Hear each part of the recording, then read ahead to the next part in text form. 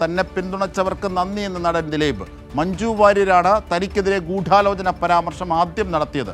അതിനുശേഷം അന്വേഷണ സംഘം ചില മാധ്യമങ്ങളുടെ ഒത്താശയോടെ കള്ളക്കഥ മെനയുകയായിരുന്നു.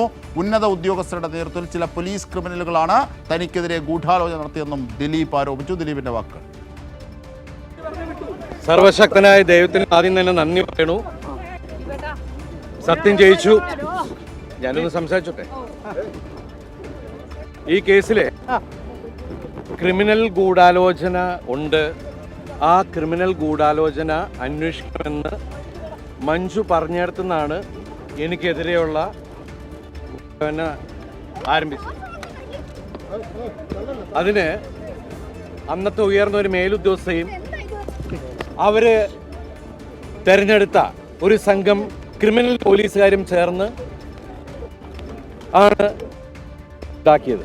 ഇത്രയും സപ്പോർട്ട് ചെയ്ത ഒരുപാട് ആളുകളുണ്ട്. അവരുടെ പേരെടുത്ത് പറഞ്ഞാൽ തീരില്ല. അവർ വിവിധ മേഖലയിലുള്ള ആളുകളാണ്.